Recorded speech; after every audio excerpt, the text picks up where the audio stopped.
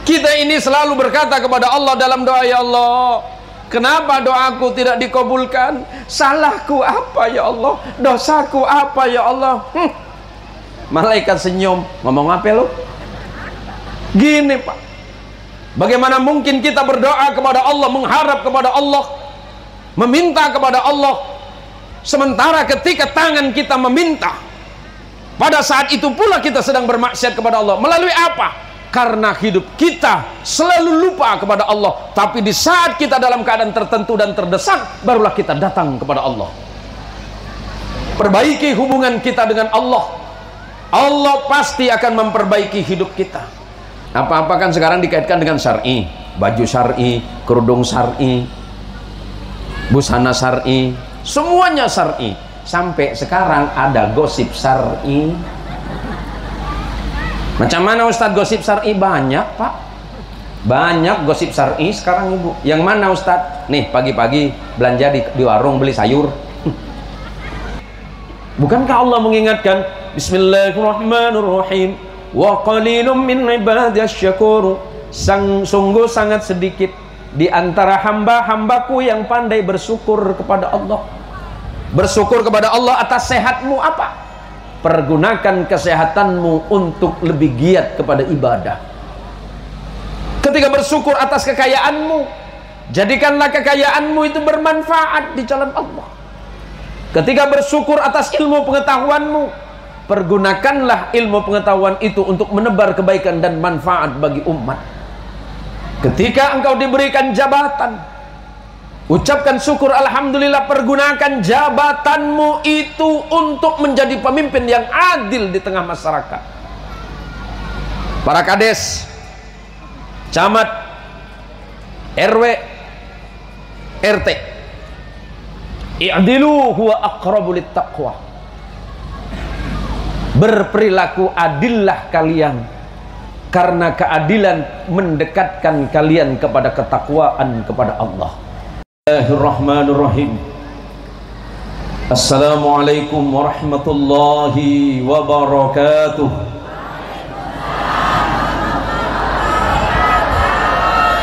Ini yang hadir kurang lebih 1000, yang jawab 270 seperti.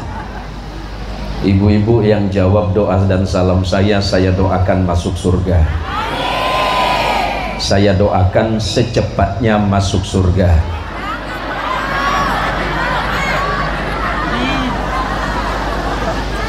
Ada yang salah? Yang bagian mana? Kan kami para suami-suami ini orang baik, maka kami doakan ibu-ibu secepatnya masuk surga. Jangan. Assalamualaikum warahmatullahi wabarakatuh.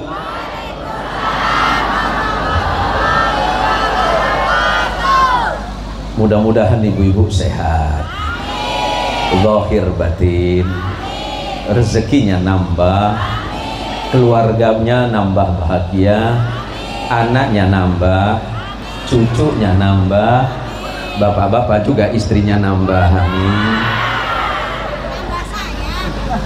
Ya nambah sayang kan belum selesai ini loh. Alhamdulillahirabbil alamin. Alhamdulillahilladzi ja'alana minan nasihin wa afhamana bi'ulumil ulama'il 'amilin. Ashhadu an la ilaha illallah wahdahu la syarika lah, wa ashhadu anna Muhammadan 'abduhu wa rasuluhu wa khaliluhu wa la nabiyya ba'dah.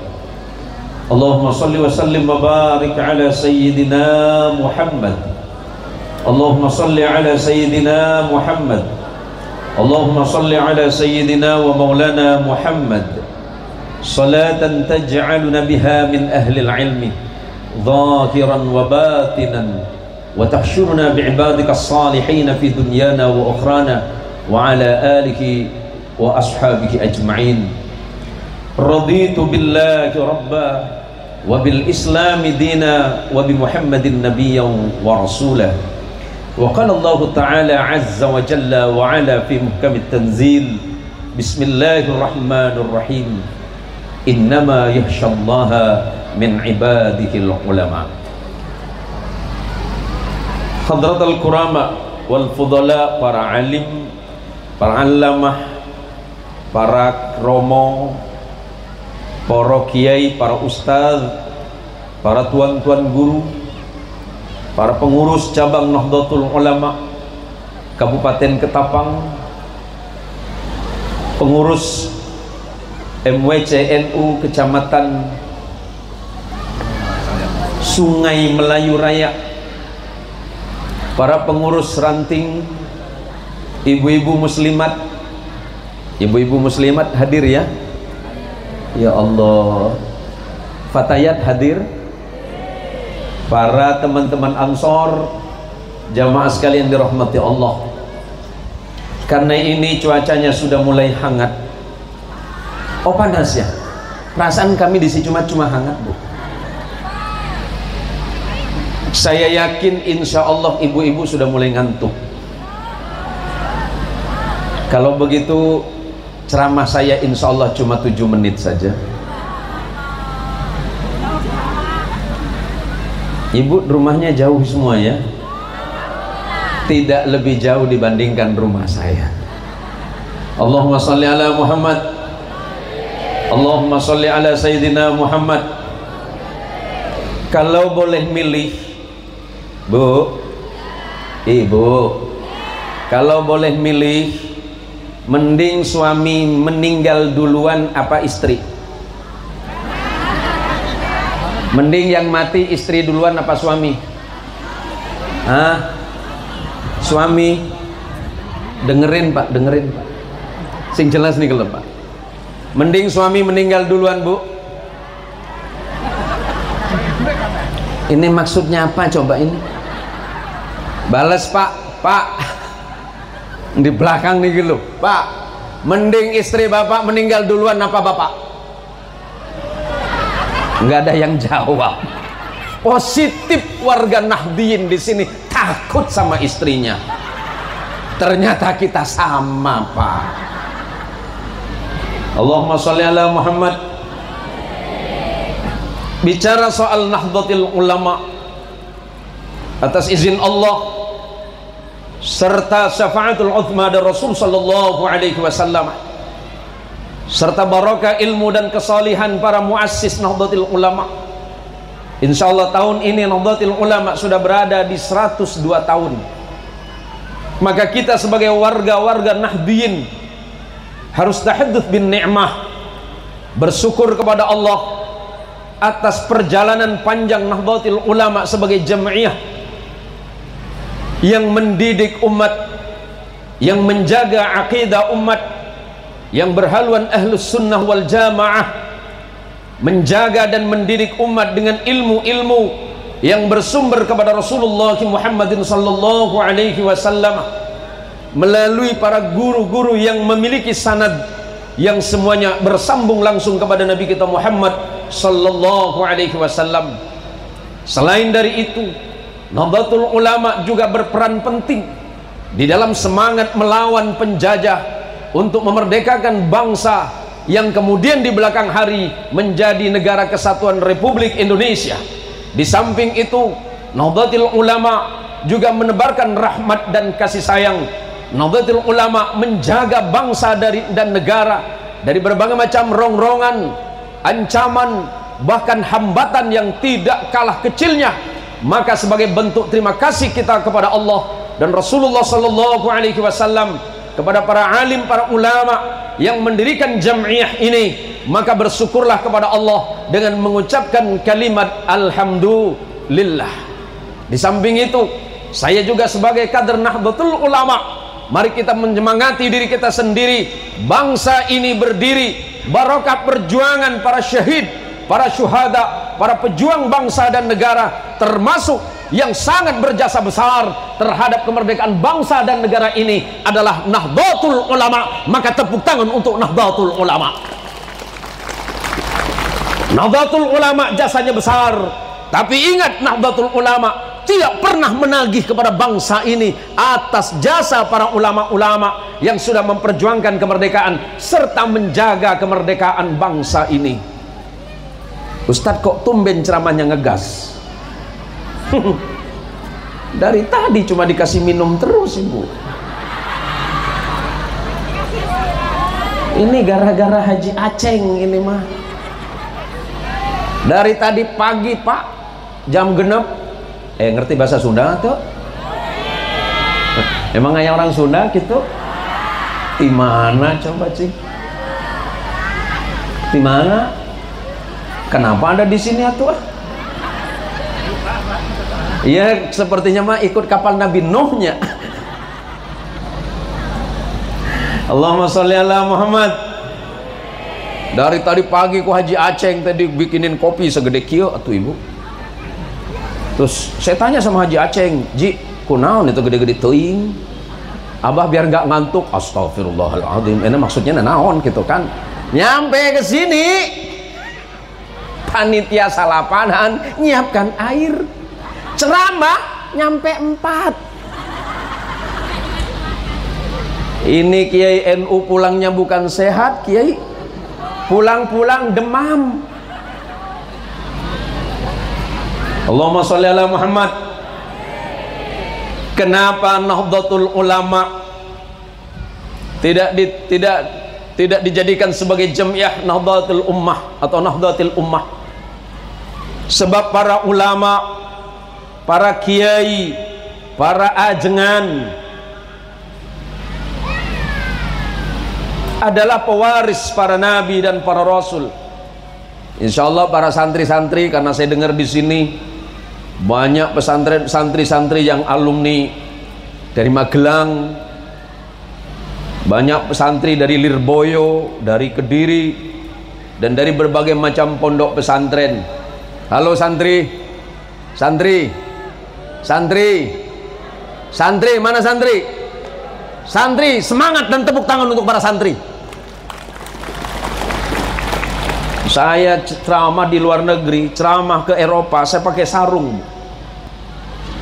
Saya pengen bukan nunjukin apa-apa, saya cuma ingin mengabarkan kepada dunia bahwa santri jangan dilihat sarungnya, yang harus dilihat isi.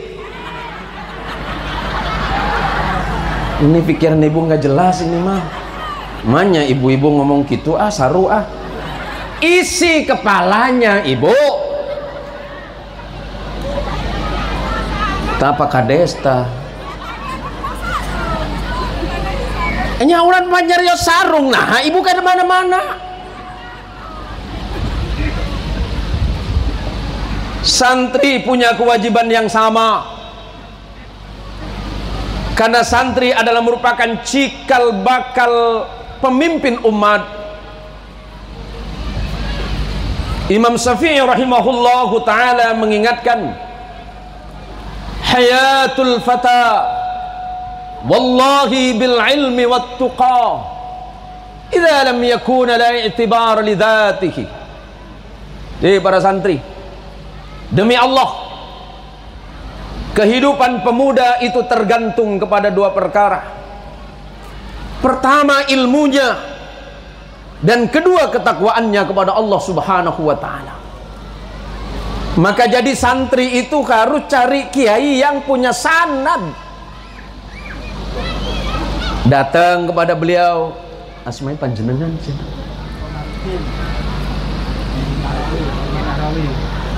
Mbah Yai Nahrawi, Nahrawi nggih, Mbah Komarudin, Mbah Sade itu nggih, Mbah Hada yang sudah meninggalkan dunia hitam. Jenggotnya putih semua udah, itu udah positif meninggalkan dunia hitam. Datang ke pesantren, ngaji kepada kiai dan ulama yang punya sanad yang jelas, termasuk Nahdlatul Ulama dan kaum Nahdiyin, jamaah atau jamaah Nahdiyin ini yang bersanad nanti gurunya kepada muassis Nahdlatul Ulama Hadratus Syekh Hashim Asy'ari, yang kemudian berguru salah satunya kepada ulama Bangkalan Madura Hadratus Syekh atau Syekhana Khalil Bangkalan.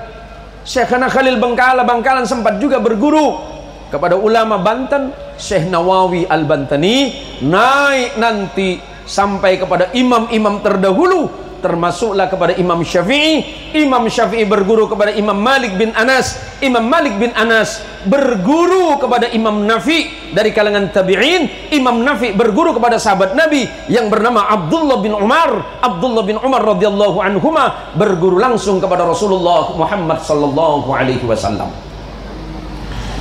Kalau pemuda-pemuda NU tidak belajar ilmu agama, tidak belajar hal-hal yang menyangkut kehidupan umat, tidak belajar tentang bagaimana berbangsa dan bernegara, maka ketika mereka sudah besar dan dewasa, la itibar li dzatihi, mereka tidak akan punya jati diri. Kenapa harus mencari guru yang punya sanad? Al-Imam Ibnul Mubarak rahimahullah ta'ala mengingatkan, al-isnadu minad din, laula al-isnad laqala man sya'a ma sya'a. Kalau orang itu belajar, dia mesti punya sanad. Guru kepada gurunya, guru kepada gurunya, sampai kepada Kanjeng Rasul Muhammad sallallahu alaihi wasallam. Kalau orang itu menyampaikan agama tanpa didasari dengan sanad yang tepat, niscaya mereka bicara agama ini hanya sesuai konon katanya, merakal pikirannya. Allahumma sholli ala Muhammad. Maka Kanjeng Rasul sallallahu alaihi wasallam sampun ngendikan, silakan buka nanti para santri. Boleh dibuka dalam Sunan Abu Daud, Ibnu Majah, boleh dilihat nanti dalam Sunan Tirmidzi. Apa kata Rasulullah sallallahu alaihi wasallam? Innal ulama'a warathatul anbiya wa innal anbiya'a lam yuwarrithu dinaran wala dirhaman. Rasulullah sallallahu alaihi wasallam menyatakan, para ulama, para kiai, para ustadz, mereka adalah pewaris para nabi. Tapi ingat, para nabi tidak pernah mewariskan harta benda yang berupa dinar dan dirham. Innama warrathul ilmah. Yang diwariskan oleh para nabi adalah ilmu dan pengetahuan. Faman akhadahu akhadha bihadzi wafirin. Barang siapa yang mengambil warisan para nabi dan rasul yang berupa ilmu pengetahuan, maka sesungguhnya mereka sudah mengambil bagian yang cukup. Dengan ilmu yang benar, dengan ilmu yang tepat, ketika menyangkut masalah akidah, masalah ubudiyah, masalah amaliyah, insya Allah semuanya sesuai dengan apa yang dianjurkan oleh Allah dan Rasulullah Muhammad sallallahu alaihi wasallam. Maka di hari yang berbahagia ini, walaupun kita berpanas-panas, insya Allah saya tidak bakal lama, Ibu. Biasanya saya dengar di sini kalau ceramah itu sekitar berapa ya? Berapa menit ya? 2 jam. Serius Ibu, 2 jam Bu? Kalau 2 jam berarti nanti selesainya jam 4 ya nanti ya. Nggak usah lama-lama Bu. Yang penting kata beliau tadi, yang penting barokah. Barokah itu kan arti sederhananya adalah ziyadatul khairi ala kulli syai'in. Bertambahnya kebaikan dalam setiap perkara. Misalnya naon, ya udah tak campur-campur saja Bu ya. Ini kan pasti banyak Melayu, namanya juga Melayu Raya kan? Ya, yang banyak. Loh, sampean Sunda. Sunda. Kok namanya Yanto?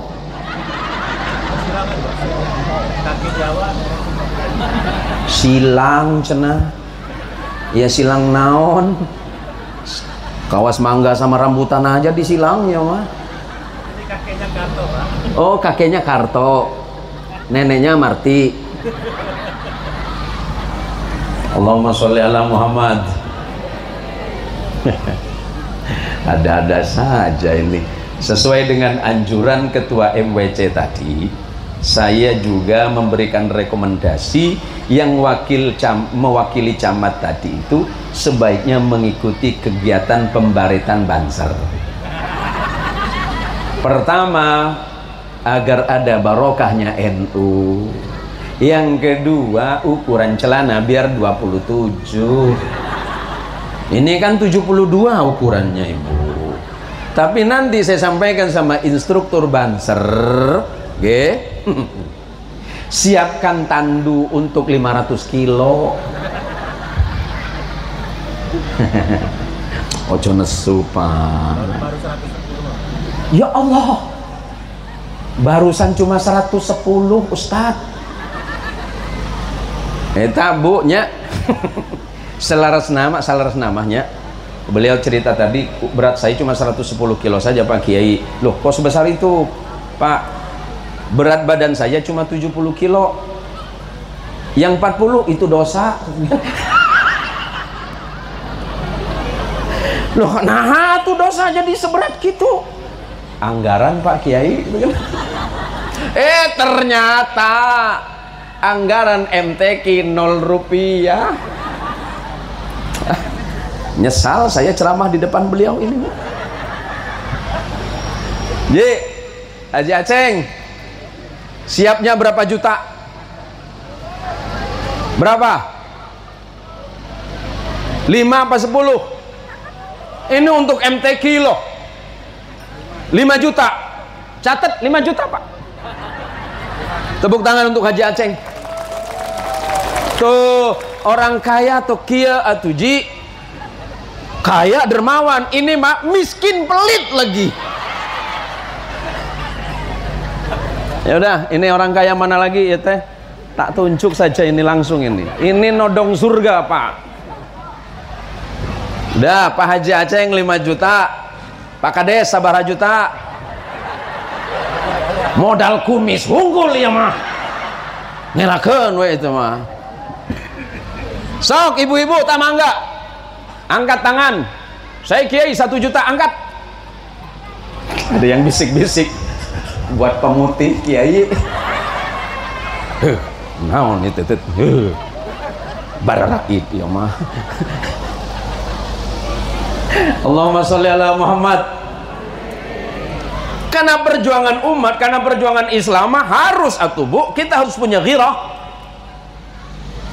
Kita harus punya kecemburuan. Ini menyangkut bagaimana umat, ini menyangkut bagaimana keberlangsungan dakwah Islam selanjutnya. Nih panitia di belakang sudah menuliskan tema yang luar biasa. Ini temanya apa ini? Kok nakutin? Peran orang tua menghadapi tantangan generasi di era digitalisasi. Ini yang ngerti kan cuma umur 20 tahun. Lesi Mbah Komarudin paham boten? Digitalisasi itu hitungan Mbah. 1 tambah 1 berapa Mbah? 1 tambah 1 pinten? 2 tambah 5 berapa? 7. Pinter Ibu sing pakai kacamata nego loh. Udah kacamata hitam gede lagi. Ini mah bukan kacamata, kaca muka namanya ini mah. Udah panas-panas begini Bu. 10 tambah 2 tambah 7 kali 5. Ternyata lebih pinter Mbah Komarudin. Allahumma sholli ala Muhammad. Allahumma sholli ala Sayyidina Muhammad. Kenapa umat itu harus bangkit yang dimotori oleh para ulama? Karena kalau hanya umatnya yang bangkit itu akan sulit. Tetapi ketika para ulama dengan semangat akidah yang didasari dan dilandasi oleh iman yang kuat, serta punya niat dan keinginan yang luhur agar agama, bangsa dan negara kesatuan Republik Indonesia ini baik-baik saja hingga ke depan, maka tampillah para ulama-ulama kita berjamaah dan bersepakat mendirikan Jam'iyah ini.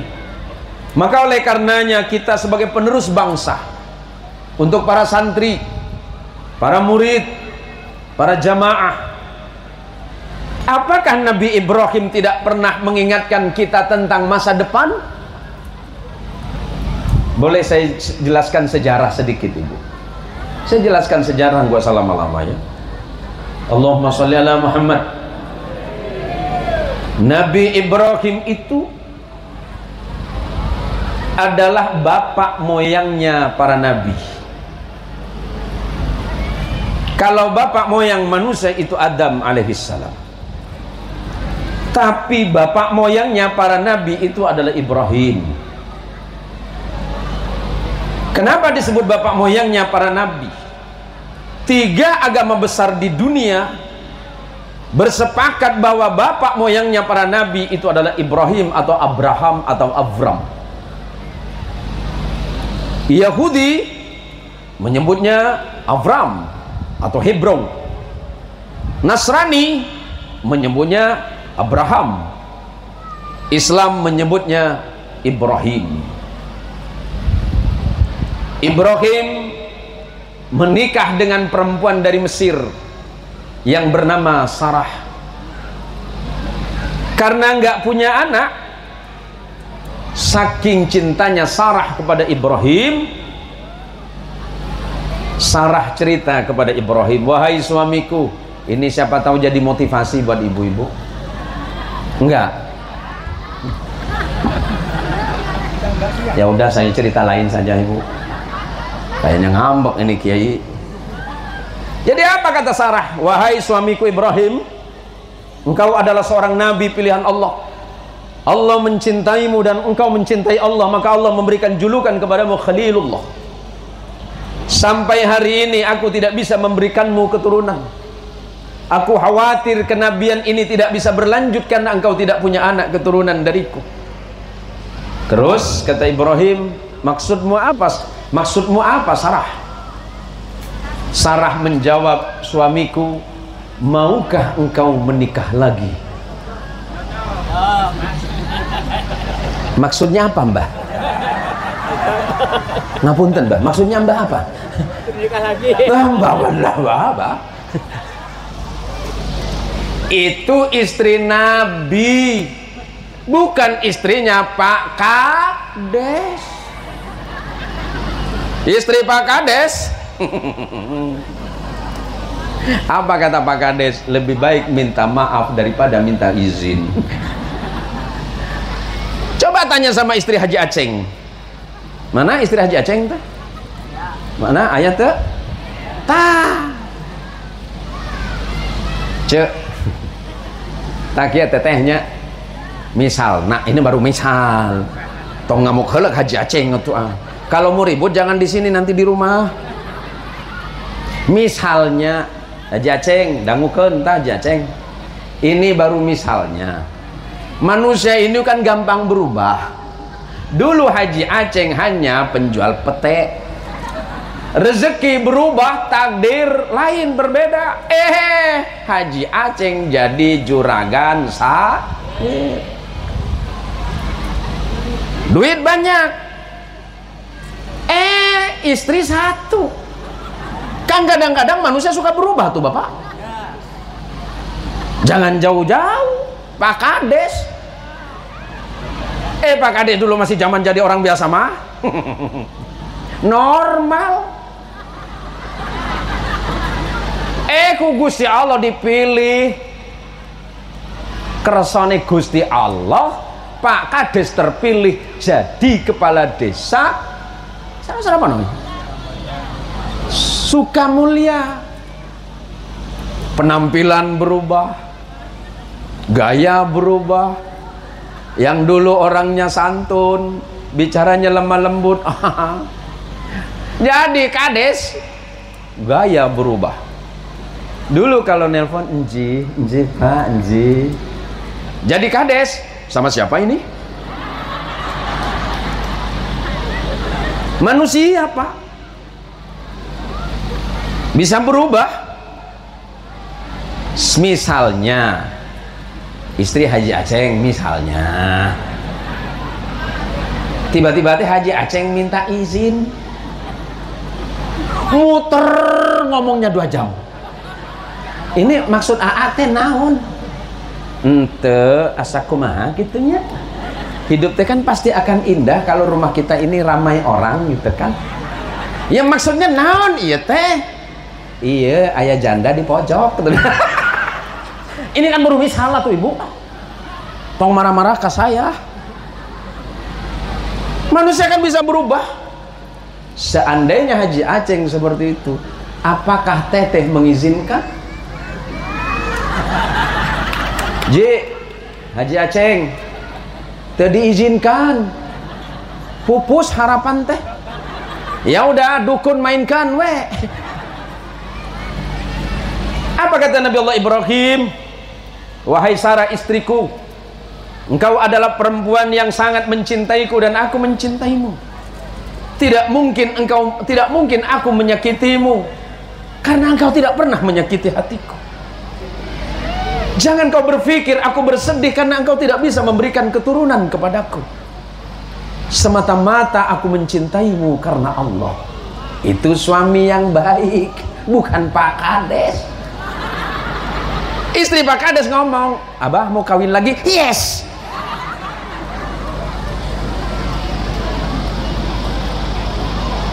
Maka kemudian menikahlah dengan perempuan yang bernama Hajar. Kemudian di dalam Injil atau di dalam pun Taurat disebut sebagai Hagar. Lahirlah anak laki-laki yang bernama Ismail. Lama-lama Sarah cemburu. Uluh katanya kan, tahu begini mah nyesal saya. Karena kelihatannya Ibrahim sangat menyayangi putranya yang bernama Ismail. Maka sebagian riwayat mengatakan, maka kemudian dibawalah oleh Ibrahim Hajar dengan putranya Ismail itu ke Hijaz, yang hari ini menjadi bagian Saudi Arabia. Di sana nggak ada penduduk, penduduknya cuma dua, Hajar sama Ismail, nggak ada orang. Tiba-tiba kemudian setelah 16 tahun Sarah melahirkan anak laki-laki yang bernama Ishak. Ishak menurunkan keturunan yang bernama Yakub. Kalau Ishak itu di dalam Taurat disebut sebagai Yitzhak, punya anak laki-laki yang bernama Yakub. Dalam Quran di dalam Taurat disebut sebagai Jacob. Punya anak 12 yang kemudian dikenal sebagai Bani Israel. Kenapa disebut Bani Israel? Karena ayahnya yang bernama Yakub digelari Ezrail. Ezra artinya kekasih, El itu artinya Allah dalam bahasa Ibrani. Nabi Ibrahim pernah berkata 5.000 tahun yang lalu kurang lebih, alal akili ayyakuna arifan bi zamanihi mustaqbilan fi sya'nih wa arifan bi rabbih. Manusia itu manusia yang pintar, manusia yang cerdas, termasuk kita umat Rasulullah sallallahu alaihi wasallam, termasuk orang pintar, orang cerdas, orang berpengetahuan. Apa kata Nabi Ibrahim? Alal akili ayyakuna arifan bi zamanihi. Orang pintar, orang cerdas harus tahu tentang kebutuhan zamannya. Coba sekarang, hampir di tiap rumah tangga sekarang sudah punya alat yang sering disebut sebagai handphone. Termasuk ibu yang ngerekam saya. Handphone ini alat baru. Dulu sebelum kenal handphone, era 70 80, ya paling cakep kita di kota itu hanya melalui surat. Lama-lama surat timbul yang baru namanya faksimil. Faksimil selesai, masuk lagi ke Indonesia namanya telepon rumah. Telepon rumah sampai era 90-an sekian muncul namanya wartel. Warung telekomunikasi. Tahun 2000 ke sini di Indonesia masuk handphone. Tahun 2000 sekian, 2020 sekian, ternyata masuk ketapang. Dari ketapang masuk ke sini, ke raya. Dari Raya masuk ke kampung Haji Aceng. Disitulah manusianya berubah. Ini lama-lama sakit juga di sini nih, Bu. Bu, halo Ibu. Ibu, kalau misalnya besok nih, besok subuh terdengar suara azan, as-salatu khairum minan naum. Ibu bangun. Tiba-tiba ibu dengar bunyi telepon. Ibu datang ke masjid sholat subuh atau angkat telepon?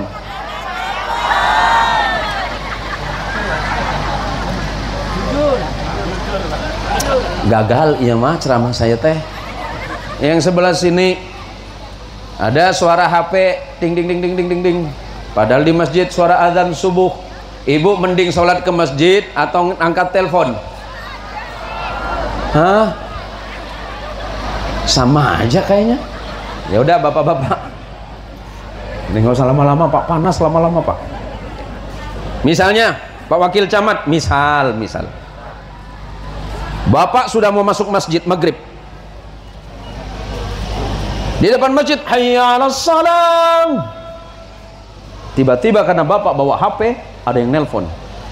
Nama Bapak siapa? Pak Suryanto. Iya Pak. Begini Pak, uang yang 10 miliar silakan ambil sekarang. Pertanyaannya, apakah terus masuk atau balik badan ambil 10 miliar? Gayamu itu loh. Masuk dulu ambil 10 miliar, prit. Gak ada Pak.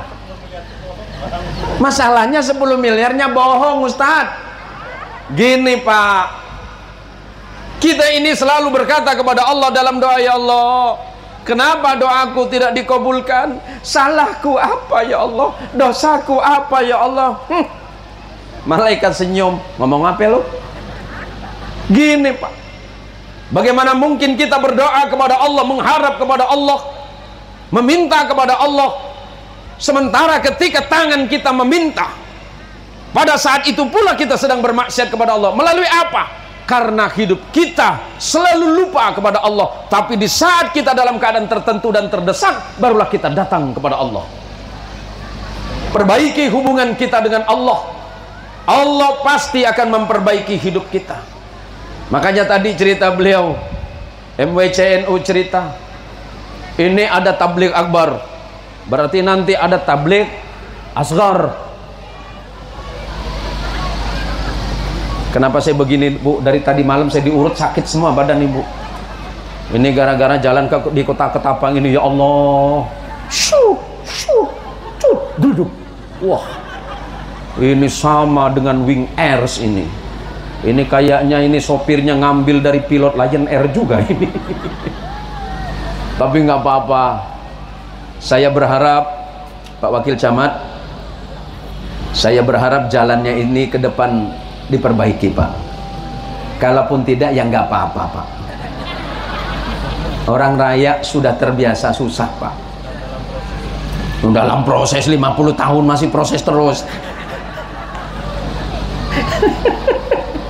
Jawaban Pak Wakil Camat, aman Pak Kiai, karena dengan jalan yang rusak banyak istighfarnya.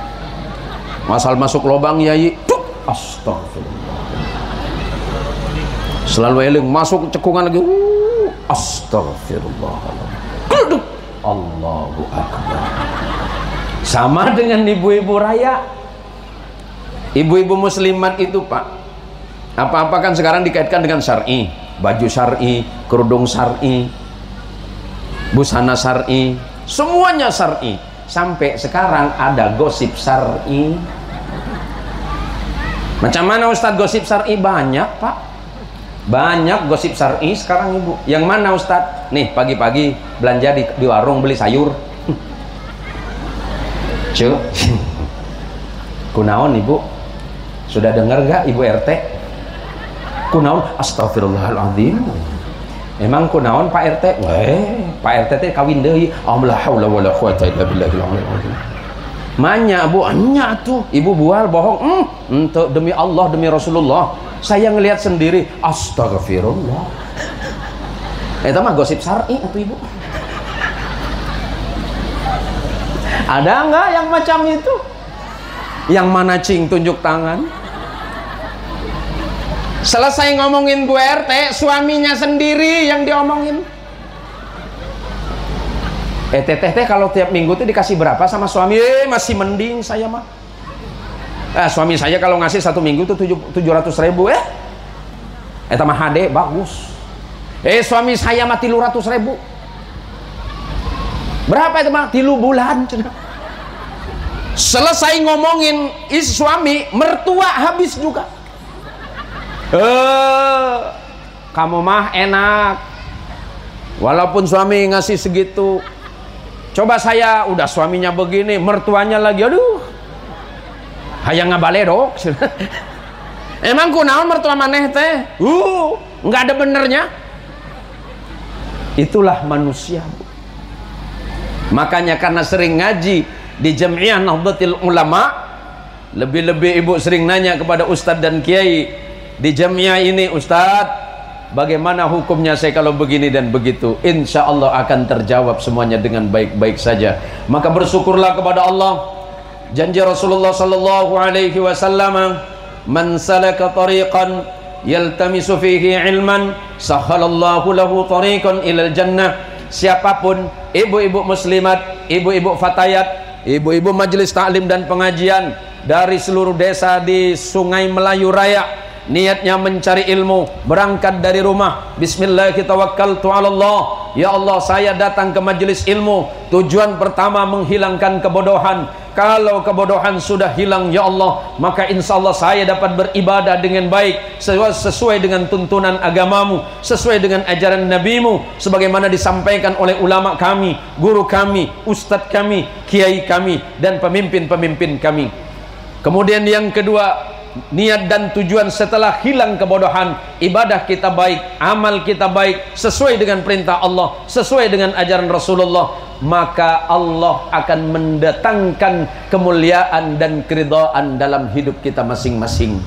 Semoga yang hadir di majelis ini, di acara selapanan Nahdlatul Ulama, di acaranya ibu-ibu yang mungkin tiap minggu atau tiap ahad, tiap bulan sekali atau mungkin dalam setahun sekali, mudah-mudahan ilmunya menjadi ilmu yang barakah, amin, ilmu yang manfaat, amin, hidupnya bahagia, amin, Allah jauhkan musibah dan Allah dekatkan kepada kebahagiaan. Kalau bicara soal kaya, siapa di dunia ini yang paling kaya? Kalau kampung ini siapa paling kaya? Aceng lagi. Orang yang kaya itu yang sholat subuh. Sholat subuh enggak? Sholat subuh di sini berapa rakaat ibu? Oh baru 2. Kata Haji Aceng 3 di sini mah. Orang sholat subuh itu kaya ibu. Raka'ataini minal fajri kata Rasulullah sallallahu alaihi wasallam. Raka'ataini minal fajri khairum minad dunya wa ma fiha. Orang yang sholat 2 rakaat waktu fajar, terjadi ikhtilaf dalam ilmu hadis, apakah yang dimaksud sholat subuhnya atau sholat subuh atau sholat sunat sebelum subuh. Orang yang sholat 2 rakaat waktu fajar, nilainya lebih baik dibandingkan dengan dunia dengan seluruh isi. Kenapa kita malas? Kenapa kita tidak mau bangun? Padahal banyak orang yang sedang terbaring di rumah sakit. Ada saudara, ada tetangga, ada sahabat terbaring di rumah sakit, mereka berdoa kepada Allah, ya Allah, kalau seandainya saya sembuh, ya Allah, Engkau angkat penyakitku, Engkau berikan aku obat, ya Allah, pengen rasanya saya sholat berjamaah di masjid itu. Tapi ternyata ketika dia sehat, dia lupa atas itu. Kita begitu gampang mengucapkan kalimat Alhamdulillah. Ditanya gimana kabarnya, Alhamdulillah. Mas, pripun kabari mas? Alhamdulillah. Simbah ditanya, "Mbah, pripun kabari panjenengan?" "Alhamdulillah." Ibu-ibu ditanya, "Bu, gimana kabarnya?" "Alhamdulillah." Kalau ada 1000 orang yang ditanya di majelis ini, ditanya apapun jawabannya adalah alhamdulillah. Tetapi apakah itu adalah bagian dari hakikat syukur itu sendiri? Bukankah Allah mengingatkan, Bismillahirrahmanirrahim, wa qalilum min ibadiyas syakur, sungguh sangat sedikit di antara hamba-hambaku yang pandai bersyukur kepada Allah. Bersyukur kepada Allah atas sehatmu apa? Pergunakan kesehatanmu untuk lebih giat kepada ibadah. Ketika bersyukur atas kekayaanmu, jadikanlah kekayaanmu itu bermanfaat di jalan Allah. Ketika bersyukur atas ilmu pengetahuanmu, pergunakanlah ilmu pengetahuan itu untuk menebar kebaikan dan manfaat bagi umat. Ketika engkau diberikan jabatan, ucapkan syukur alhamdulillah, pergunakan jabatanmu itu untuk menjadi pemimpin yang adil di tengah masyarakat. Para kades, camat, RW, RT, i'dilu huwa aqrabu littaqwa. Berperilaku adillah kalian, karena keadilan mendekatkan kalian kepada ketakwaan kepada Allah. Ini berapa menit lagi? Ini sudah sangat siang Ibu, karena sebentar lagi kita mau masuk waktu zuhur. Saya tambah sedikit saja. Saya tambah sedikit. Ini santri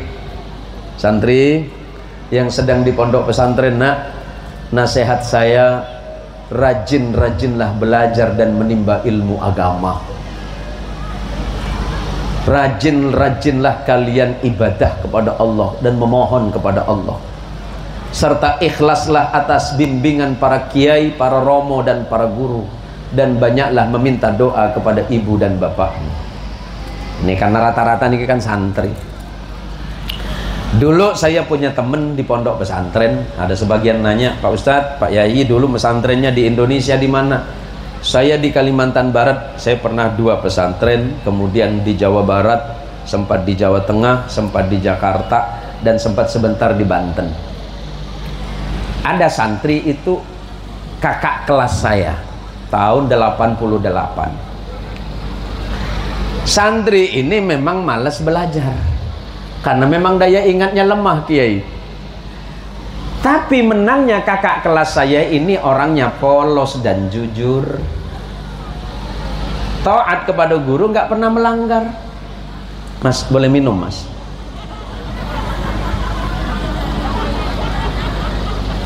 Ini panitia apa coba?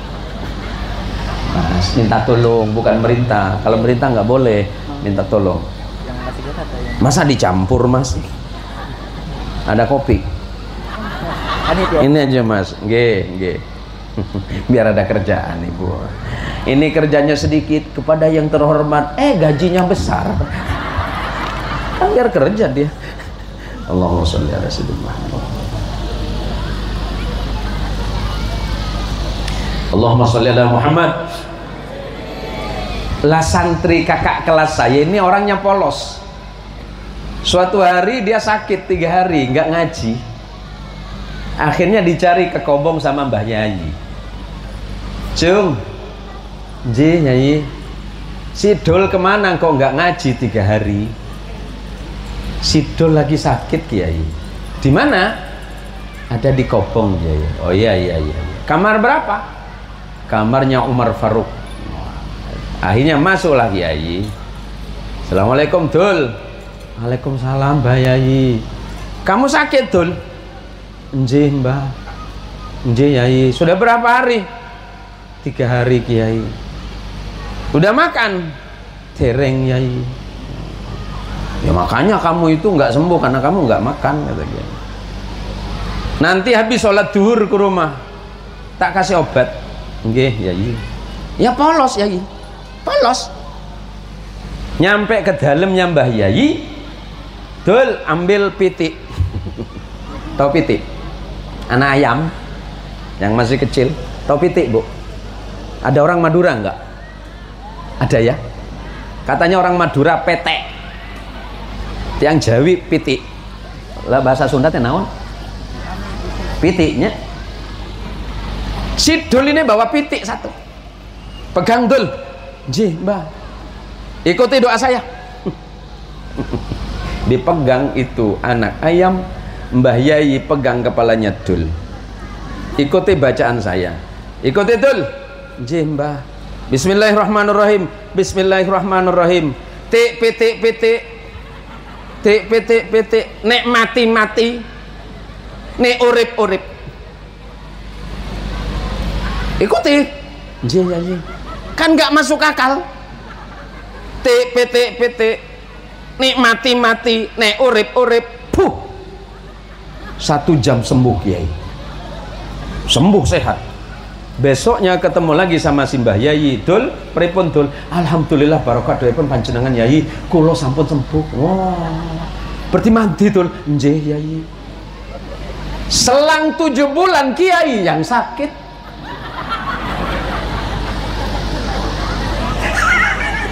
Udah ketebak kan? Dokter sudah datang ke rumah sakit, nggak sembuh-sembuh. Dilalah si Dul datang ke dalam. Assalamualaikum. Waalaikumsalam. Siapa? Kula Mbah Sidul. Allahu Akbar. Nggih, nggih, nggih, nggih. Yo, masuk, mlebu. Nggih. Napa Dul? Anu Mbah Yai, saya dapat kabar dari santri kalau Yai kurang sehat, gerah. Oh iya Dul, doakan Dul, aman Kiai, aman. Izin sebentar Yai, Mbah. Nggih, keluar. Bawa pitik.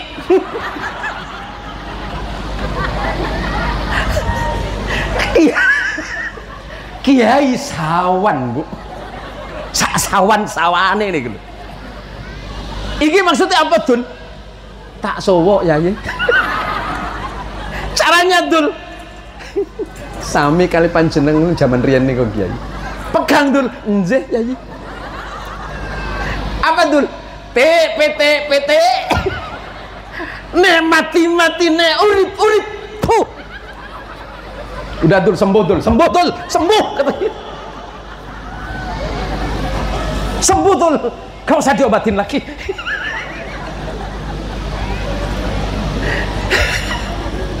Santri model niki kan enten Bu.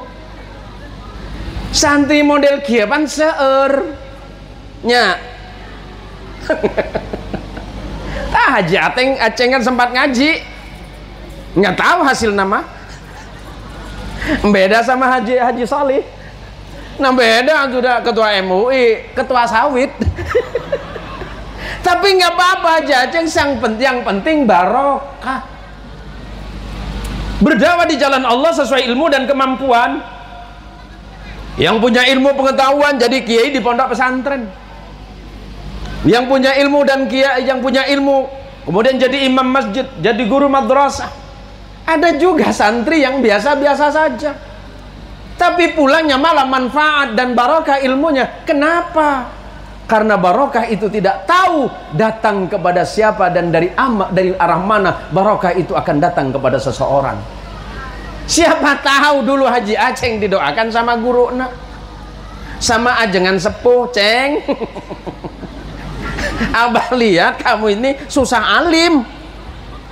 Yang biasa mah bukan alim. Alim mah naon saja nggak mau. Kalau alim kan orang berilmu. Haji Aceng sama alim, nggak mau alim dia. Tapi didoakan ku ajengan teh, Ceng. Wios we aita alim mah. Anu penting jantan orang kaya barokah. Naon doanya Yai Abah? Nih, bismillah. Baca habis maghrib 71 kali, jangan nafas.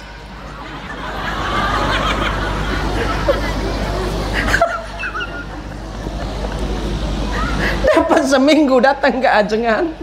Kumaha Ceng? Asa jadi bengek Abah. Ya karena rata-rata santri Nahdien walaupun tidak alim apalagi yang alim Itu kan nilai tawadhu'nya yang luar biasa. Diperintah guru mah biasa. Jangankan cuma diperintah metik buah. Pernah satu kali santri itu dipanggil sama ajengan, sama kiai. Mat, ya kiai, sini. Saya punya tamu. Kiai, ambil ayam itu potong 5 ekor. Nggih kiai. Singkat cerita, ayam yang 5 ekor dipotong. Mikir si Ahmad ini, ya Allah, kerjaan saya cuma motong, yang makan tamu. Lah giliran saya mana? Kan polos orangnya Mbah Yai. Ternyata dia ingat pengajian tafsir waktu pagi. Waktu itu Mbah Yai ngaji tafsir, belum selesai dijelaskan secara tafsil. Apa bahasanya Yai? Walillahi ma fis samawati wal ard. Seluruh apa yang ada di langit dan di bumi itu semuanya milik Allah. Oh, beres ini mah. Kiai 2 hari yang lalu ngajar tafsir. Semua apa yang ada di langit, semua yang di bumi, semuanya milik Allah. Kalau begitu saya ambil satu ini. Pasti nggak ketahuan sama Kiai. Singkat cerita, dapat 3 hari Kiai nanya, Mat sini Mat. Ya Yai, yang dipotong ayam kemarin berapa? 5 ekor Kiai. Itu yang paling gede kemana? Sudah saya potong Kiai. Kok dipotong Mat? Itu harganya 20 juta Mat. Kan kata Kiai, walillahi ma fis samawati wal ard. Sesuatu yang ada di langit dan di bumi itu semuanya milik Allah. Maka saya yakin ayam ini juga punya Allah. Ya kamu nggak salah Mat. Cuma besok-besok ngambil jangan yang besar. Inilah barokah coroni NU. Besok-besok Mbah Yai kalau kehilangan ayam, jangan nuduh-nuduh. Periksa saja, yakin itu santrinya yang punya kerja. Allahumma sholli ala Sayyidina Muhammad. Para jamaah sekalian yang dirahmati Allah Subhanahu wa ta'ala, saya datang ke kampung ini, ke desa ini sudah yang kedua. Berapa kali Haji Aceh? Baru kedua kalinya. Sebenarnya ke Kabupaten Ketapang saya termasuk sering bersama Bang Andi dan teman-teman tim, mulai dari air upas, singkup, tumbang titi, sama tumbang kayu. Banyak tumbang-tumbangnya di sini. Saya merasa tidak datang sebagai tamu di tempat ini, tapi saya datang sebagai saudara. Saudara seaqidah, saudara seiman, saudara satu jamiah, saudara sebangsa, dan saudara setanah air.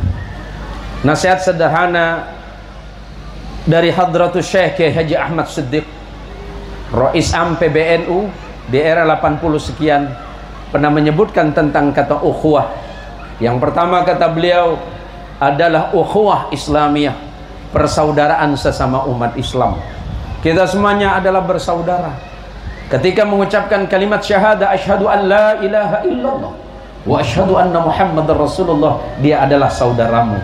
Apapun bahasanya, seperti apapun budayanya, dari manapun asal usulnya, dia adalah saudaramu. Karena kita terikat dengan ayat Allah, innamal mu'minuna ikhwatun fa aslihu baina akhawaikum.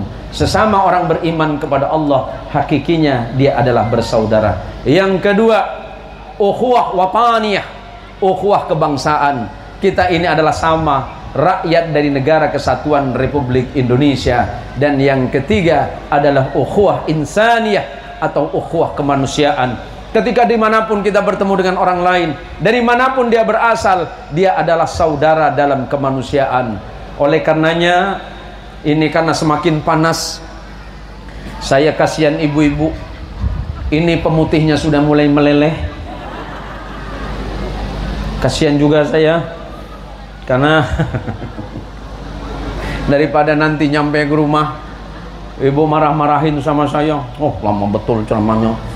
Pemutih sampai jadi penghitam ini.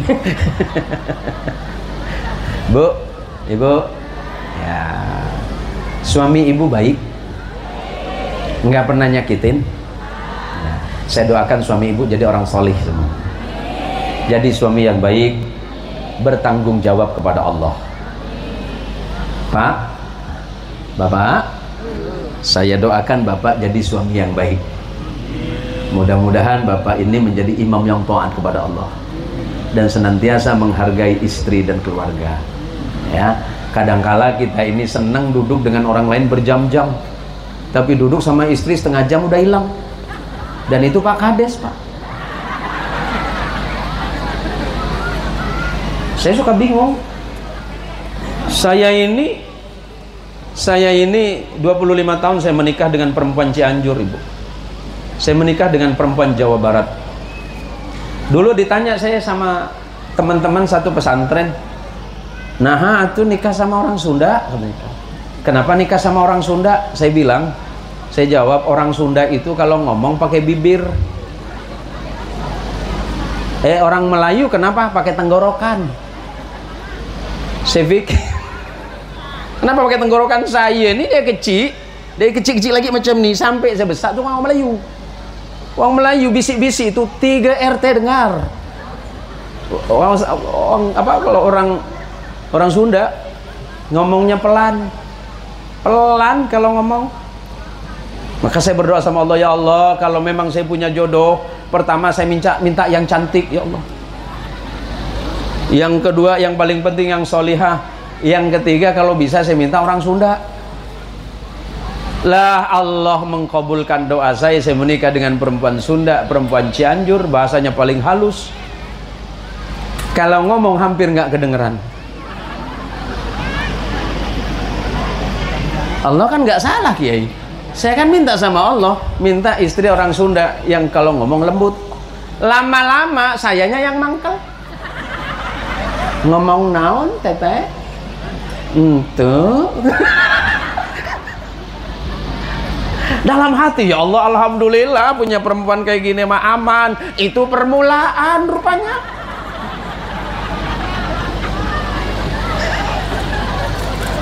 Dapat 1 tahun aman masih. Nih naon, mulai naik suara teh. Dapat 3 tahun, nih naon. Dibawa ke Pontianak jadi berubah Bapak. Umi naon deui teh?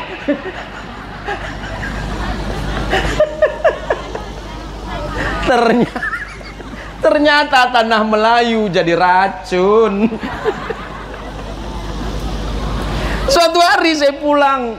Saya biasanya sama asisten itu pulang pengajian sampai jam 1 malam, Bu. Saya jarang di rumah, Bu. Tapi anehnya anak saya banyak. Bingung saya, Pak Yai. Jarang kan? Nggak usah mikir macam-macam, Ibu. Teresap aing mah. Suatu hari saya pulang telat. Biasa jam 1 dugi ka bumi teh. Jam 1 biasa kula nyampe teng Krio. Tiba-tiba saya nyampe jam 2 malam. Saya itu akan dijuluki singa podium Nahdlatul Ulama Kalimantan Barat. Siapa? Kezin Muhsin Haz. Itu di podium. Singa podium, singa. Nyampe ke rumah, buka pagar, assalamualaikum. Asisten bingung. Bah, nggak salah ini teh. Salah naon, Cong? Kan Abah biasa assalamualaikum warahmatullahi wabarakatuh. Singa podium, Abah. Kenapa jadi kucing anggora? Kamu mah nggak tahu yang di dalam teh Maung Siliwangi.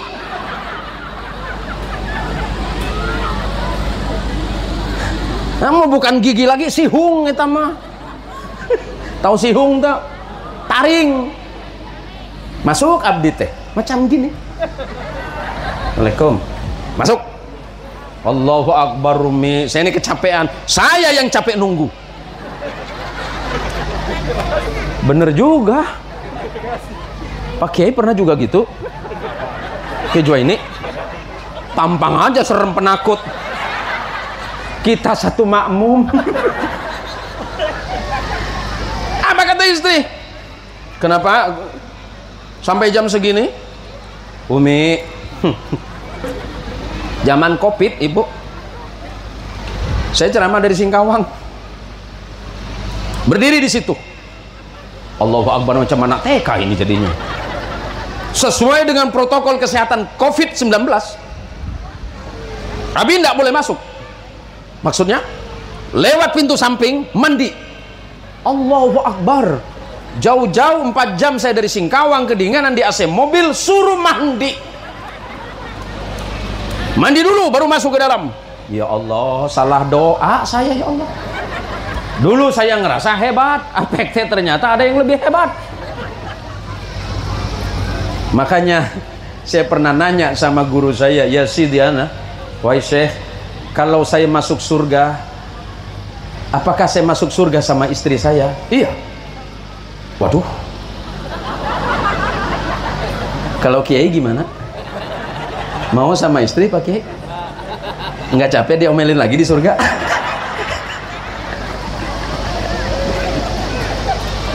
Coba cing, suami ngomong 2, istri 17. Saya kalau ceramah paling lama 1,5 jam paling lama. Istri saya nggak pernah mondok, nggak pernah ngaji di pesantren, nggak pernah belajar ceramah, nyeramahin saya bisa 5 jam. Materinya dari 25 tahun yang lalu sama. Nah perempuan mah di mana-mana, khususnya ibu-ibu fatayat, ibu-ibu muslimat nih. Salahnya suami 20 tahun yang lalu diingat. Suami ngasih uang tadi pagi lupa. Mumpung saya mewakili perasaanmu Pak Kades. Kita ini suami teraniaya ini.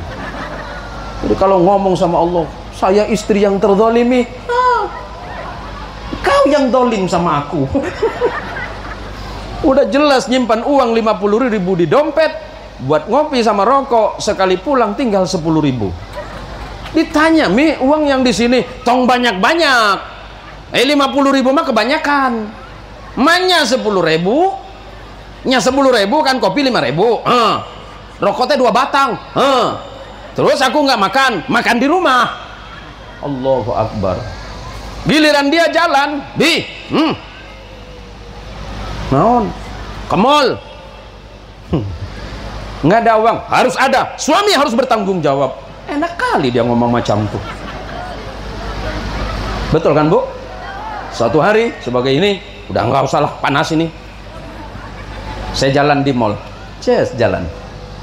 Lewat perempuan anak muda umur 22 tahun. Yang namanya laki-laki kan refleks. Gak usah bohong Mbak Komar. Masih mau bohongin saya. Senior. Kata orang ini tabe. Lewatlah perempuan umur 22 tahun. Dilirik, mungkin fatayat ya. Mata, lurus. Iya, Mi. Lihat lagi, lurus. Iya, Mi. Di pojok nanya, Bi, jujur. Naon? Cantikan mana saya sama dia? Astagfirullahaladzim. Jujur salah, bohong salah. Ya manya tuh Bapak, istri saya umur 52, yang lewat 22. Logikanya cantikan mana Bu? Ya umur itu menghibur diri namanya.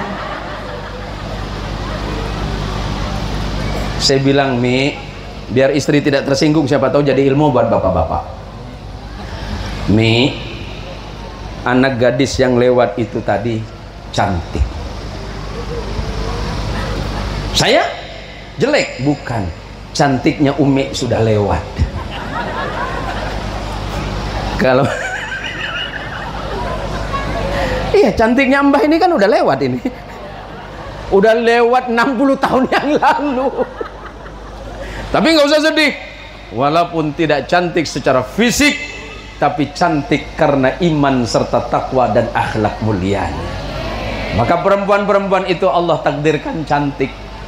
Jangan bandingkan perempuan yang umur 22 dengan simbah yang umur 72. Dan itu kecelakaan sejarah namanya. Enggak apa-apa, jangan bersedih, karena apapun yang Allah karuniakan kepada kita, insya Allah adalah terbaik.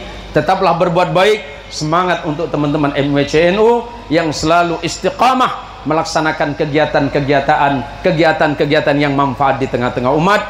Tetap terus bergerak untuk teman-teman dan ibu-ibu muslimat, adik-adik fatayat, kemudian teman-teman Ansor dan Bansar.